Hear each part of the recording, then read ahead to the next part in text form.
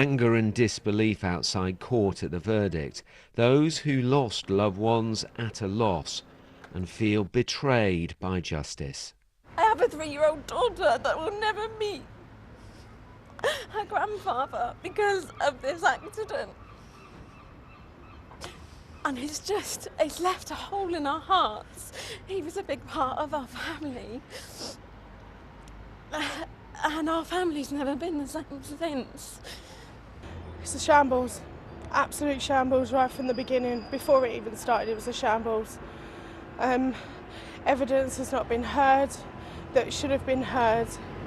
That evidence that hasn't been heard could have made this decision a total different decision than what we've got today. Marilyn, anything you want to add? I'm absolutely disgusted, absolutely. 7 people died in the Croydon Tram Crash, and their families have waited 4.5 years to find out how it was allowed to happen. Jean Smith lost her son Mark that morning. He was 35. Like all of the other passengers, he was on his way to work. She has found the inquest process unfair. She still has many questions.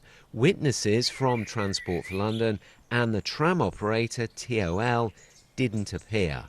Can't understand how 2 of 3 biggest players in that room, which is TfL and TOL, we've not heard one witness from them companies. No tram drivers, no controllers, and no management. So it just feels at the moment as if they're hiding behind a blanket. It just feels so unfair, so unjust. Do you feel let down by the system then? Oh, big time, big time. Are there still questions that you haven't got answers to about the culture, about fatigue management, about, you know, why there was no signs? Presumably you don't know. Yeah, but how can you get any of the answers if you can't have the witnesses there that first-hand can tell you these things, that have actually worked for the companies? These are the South Londoners who died on November the 9th, 2016, when tram 2551 overturned.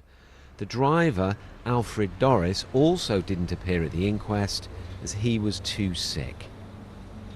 This is where it happened. Leaving the tunnel, the driver briefly touched the brakes, but it was too late. The tram was travelling at 73 kilometres an hour on the curve. The speed limit was 20. The court heard it was probable he lost awareness and had a micro-sleep. He'd become disorientated in the tunnel. This is a reconstruction shown to the inquest. Investigators found there were no speed limit signs in the tunnel. There are also no systems to automatically brake or monitor driver fatigue. All have now been implemented. The court also heard that fatigue management by the tram operator wasn't thought to be a factor, as the driver said he wasn't tired. But investigators found in a survey 3/4 of drivers thought the company's fatigue management was poor or very poor. Critics say there were systemic failures.